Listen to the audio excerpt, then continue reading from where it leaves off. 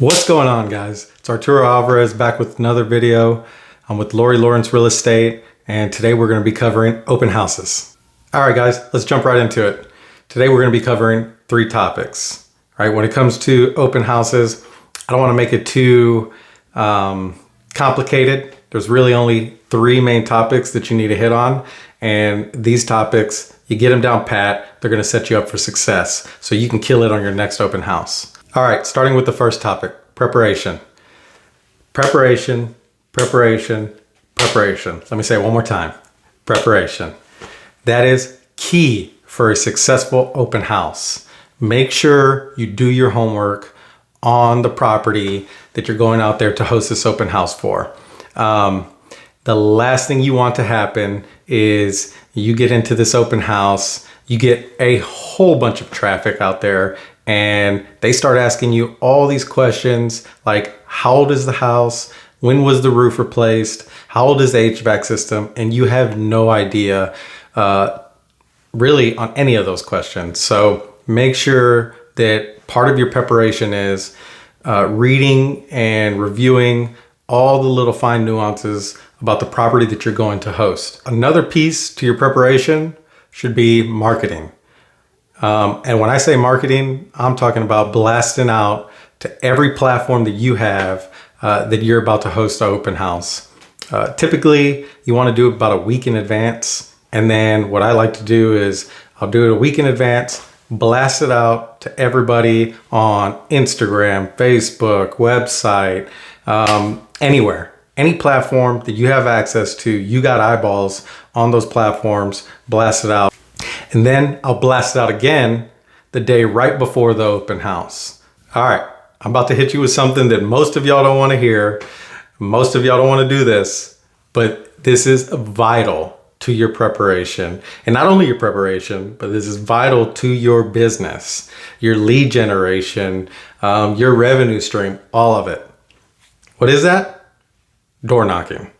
Door knocking should be part of your preparation for an open house. Why? Because you can generate good, if not warm or hot leads. I mean, you can generate just a lot of good traffic and interaction and face-to-face with the neighbors off of door knocking. So what I like to do is go out to the house the day before when I go put my signs out. We'll get into that in a second, but I'll go out there the day before and I'll scout the house. And from the house, I'll do a radius of, let's say, 10 houses. The house is here, 10 houses this way, that way, on the other street, behind the street. But that radius, I'm knocking on all those doors. And what I'm doing is, introducing myself, saying, hey, tomorrow I'm gonna be holding an open house. I have some type of marketing material, if it's a flyer about the open house. And it's got a little blurb at the bottom of, who I am. And it's got all my good information on there and just, get them interested, saying, hey, you want to come out and check out this one of your neighbor's houses down the way? There's going to be snacks, water. It's going to be a good time. Come on by.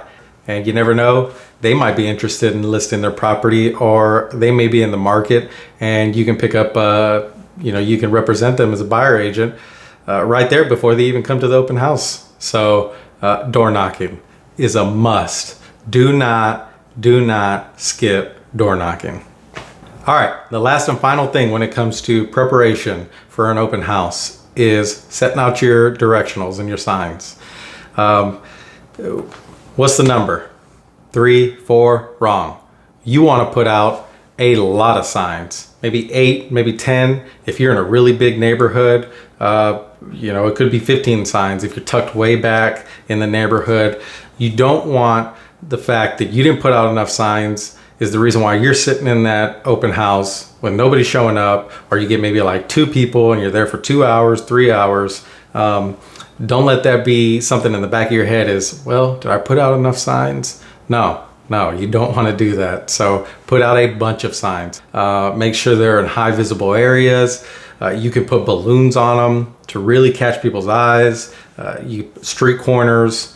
Again, a bunch of directionals and one at the house. So when they show up, they know where the open house is And I know that they have directions, but people get turned around. So put a bunch of directionals out.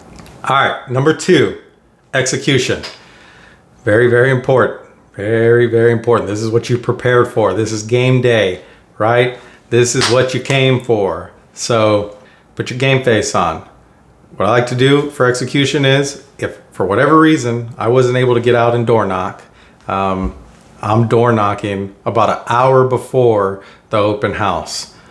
That whole radius thing that I said, I put that into action. Okay, I only do that if I wasn't able to get out the day before door knocking. All right, then typically I show up to the house about 30 minutes to 15 minutes beforehand. All right, it really varies why I would show up at those different times.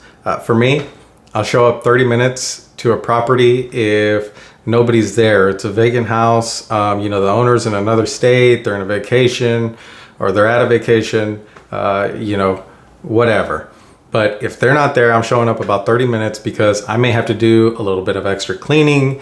If the house has been on the market for, a couple weeks or a week, and people have been in there showing it, you don't know. I mean, the pillows could be all messed up. Things could be out of whack. The table could be moved.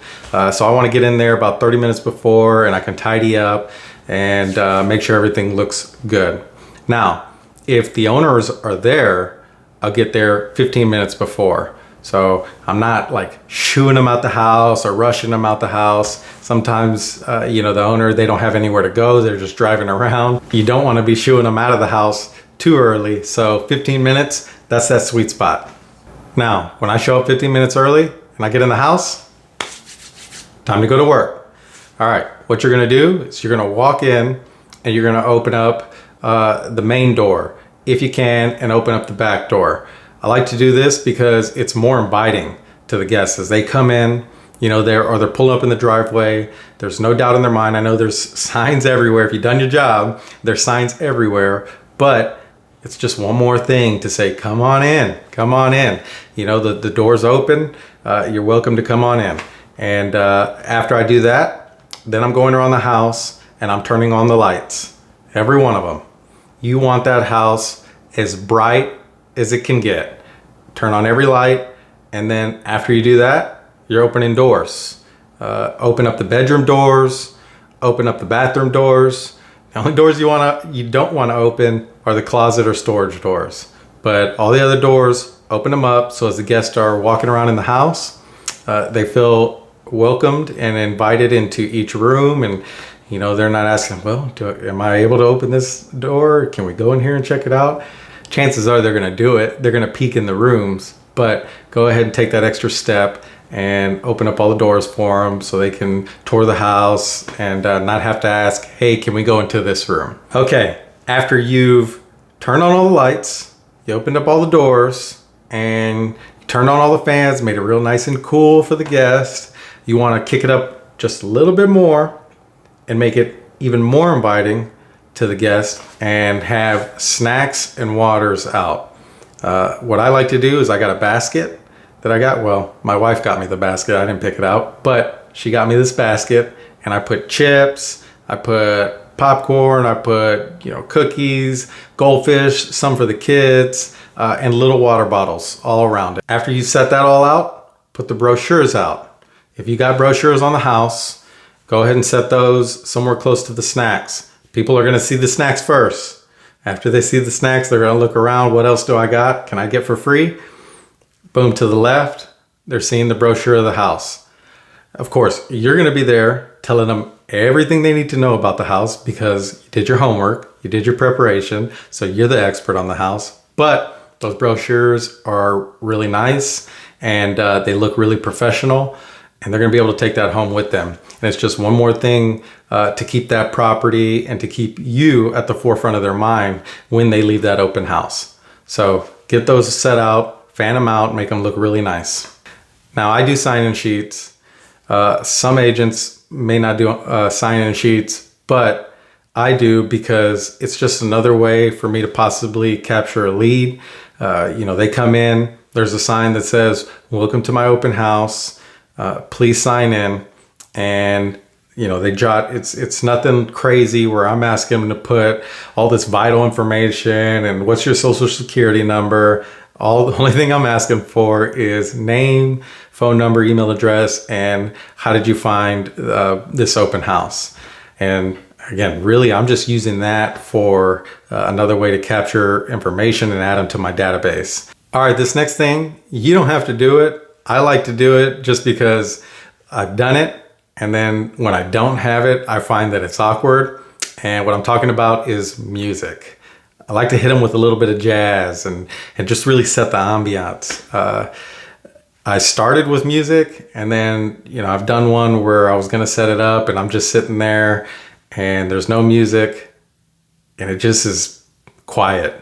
And even when you have one guest in there or maybe two and they're looking around, they're talking to themselves, it still feels awkward to me for whatever reason. I don't know. I could be just, fabricating something in my head. But after having the music and not having the music, I can't go back. Now it's real easy. You get a Bluetooth speaker and you put it in the middle of the house or in the living room. If it's a bigger living room, I like to put it on a coffee table or something like that, in the kitchen, wherever.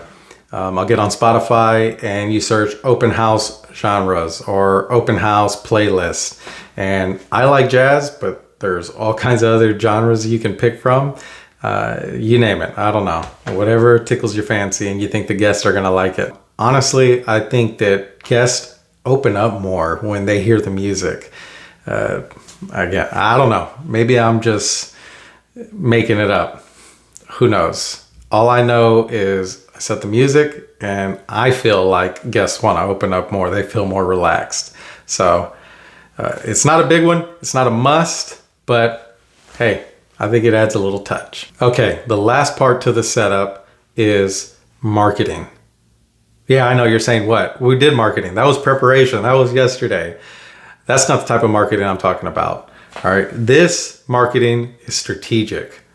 This is very, very strategic marketing. So as people are walking through the house, they're looking at the rooms, they're going to come talk to you, especially if they don't have an agent.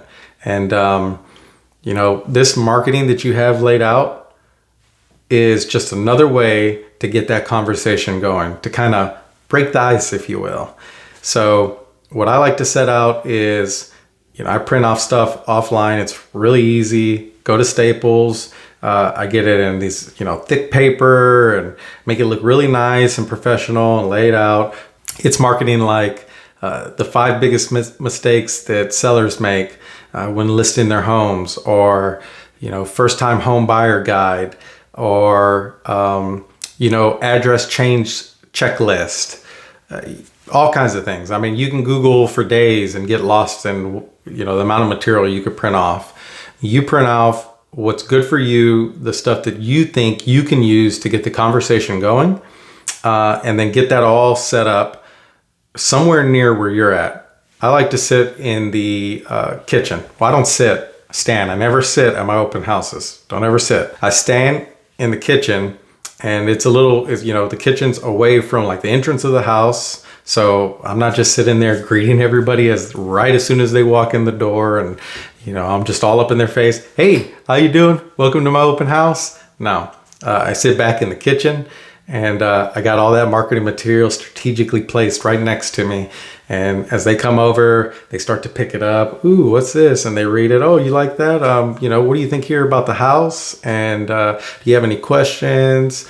Hit them with, are you interested in this property? You think that you're going to put an offer in today? If they tell you no, oh, well, I'm sorry to hear that. Why is that? And then, what are you looking for? And that's how you get the conversation going. So you pick the marketing material that you think you're going to be able to feed off of. And you're going to, when they pick it up, exactly how you're going to approach the conversation and get them to open up and to loosen up. So I'm not going to tell you what you need to print. You can get on the internet and you can get lost for days. Again, it's more geared towards what makes you feel comfortable talking about, and what do you think that the people or the demographic in your area are going to want to talk about to get that conversation going. It's really just there to break the ice. Once the ice is broken, Then you start hitting them with the hard questions. You've got to get to know them. You get to know the situation, their situation, specific to them. Then you start getting into the hard-hitting questions of, are you being represented currently? If not, what's your time frame? Are you working with a lender? Things that you would ask if you were doing a cold calling and vetting a good lead. You're going to want to hit them with those same type of questions. That brings us to number 3. This is the third thing that you need to know and be ready for when the time comes. So, you did your preparation. You're doing the execution. Now the third thing, follow up. Because the whole reason why you're doing the open house is to generate leads. Well, what good are leads if you don't follow up? So, you're casting all your lines. This is my fishing analogy. You're casting all your lines, right? You got them all set, and now you got a fish on the hook. Well, what do I do? What do I do? I'm reeling them in, but they're not quite ready to be pulled out. So that's what the follow-up's for. Now, the follow-up could be that same day. Who knows? Maybe they said, I really like you, and I am looking to list. Obviously, I'm out and about, and I'm looking to purchase a home, but I am looking to sell my home. And you and them, y'all set up some time later on that day for you to go out there and hold a listing appointment. Take a look at their property. So the follow-up could be that same day. And if it doesn't happen the same day, the follow-up could be, the next day or a week later. So if y'all did have a good conversation and they didn't sign up on the sign-up sheet, make sure you get their information before they leave. Don't assume that they signed up on that sign-up sheet. That could be somewhere up there in the front of the house and you're way back in the kitchen and you got other people there. So after you're done talking with them, you're going to engage with these other people, and then they're gone and you feel really good, and then you go to check and that sign-up sheet is blank. Make sure you push to get that information before they leave. An email address, a phone number, email address at a minimum. Make sure that you get their information before they leave that house. Then what are you going to do? You're going to follow up. You're going to call them the next day. You're going to schedule a listing appointment, or if they're not answering, you're just going to touch base with them every week. Hey, this is Arturo Alvarez with Laura Lawrence Real Estate. We talked at our open house, or at my open house last week, and you showed some interest in wanting to list your property, and I just wanted to see if you had some time, maybe later on today or possibly this week. I can come out and we can talk numbers, and just keep hitting them up, and slowly, if it's been a long time and they're just ghosting you, well then switch from being so direct about, hey, you came, we had a good conversation, we talked about listing your house. What's going on? No, don't keep, weeks after, don't hit them that way. Just touch base with them. Hey, I got you in the back of my head. I had some, a monthly report. Just wanted to show you how the housing market's going. Here you go, right? Just like you would with any of your other warm leads, and, when you put them on a drip campaign, just touch base with them in that same manner. After a while, if you notice that you're not getting any traction with them. Okay. All right, guys, that pretty much covers it. Open house. I mean, it is straightforward for the most part, but there are these details that will set you up for success. And not only success, but it's going to set you apart from everybody else in the industry. All these other agents that are doing open houses in the area. You got buyers that are hitting up 1, 2, 5 open houses in one day. And when they come to your open house, you want them to leave saying, that was a different experience. That was a pleasant experience. Not only did I like the environment, I like the agent. And I could see myself working with that agent, or I could see that agent listing my property. Man, he or she, they go all out for their open houses. Imagine what they're going to do with my property. So, and on top of it, I got snacks and I got water at their open house. And I got to listen to some jazz music. No, I'm just playing. But seriously, It's all those little details is what's going to set you apart from everybody else. So don't glaze over it. It is straightforward, but make it your own. Now, the last bit of advice I'll leave you with is don't get down if nobody shows up, or a couple people show up, or you do get, a handful of groups to show up and you really don't feel good about whether or not you got leads or you got, you had any good conversations. Don't be so down on yourself. That's the nature of this game. It just sales in general. It's not always going to be you're not going to be knocking out of the park every time you do one of these. In any part of this industry, you're not going to be knocking it out of the park 100% of the time. But, and this is the last bit of advice I will leave you with for today, is learn to take a bad experience and turn it into a good experience. I'm huge on that. I don't look at the glass half empty. I look at the glass half full. So what I mean by that is, if you're there at an open house and nobody shows up and you were there for 3 hours, you're going to be hitting yourself. What did I do? I didn't put enough directionals. I didn't blast it out throughout all my social media platforms, or nobody wanted the snacks I had. I don't know. But don't do that. Don't beat yourself up. Take that bad experience and say, what could I have done differently? Right? Ask yourself the question, what could I have done differently to make it a more successful open house? Maybe I didn't communicate it right. Maybe my marketing wasn't right when I blasted it out to all my social media platforms. Maybe it wasn't eye-catching enough, or maybe what I should have done is I sat there in this open house all day, and I know that I got to put out videos and I got to record a YouTube video, or I got to do something. Maybe I should take that time to do that and use this beautiful empty house that I'm in and record a video. And you can use that to tell people, hey, when you're at your house and you're thinking about selling, these are some things that you should be looking for in preparation to putting your house on the market. Or if you're talking about home inspections, maybe you point out a couple things that realtors should know, or your agent should know when it comes to a home inspection. Who knows? But the point that I'm trying to make here is, you turn a bad situation into a good situation. And the way you do that is, anytime you leave, before you start pointing the finger, before you start blaming, even blaming yourself, ask yourself a simple question: how could I have made this better? What could I have done differently?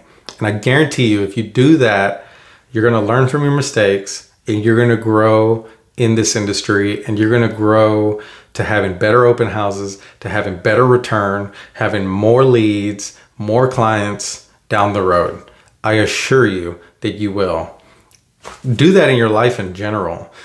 Stop blaming people. Stop, saying that, oh, it's your fault for this or it's your fault for that. Ask yourself, what could I have done differently?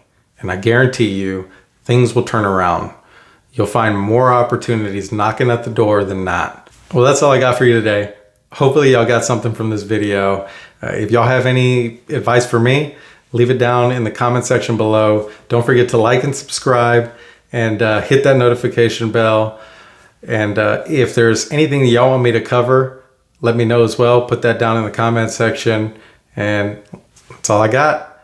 Get ready to kill it at your next open house. Until next time. See ya.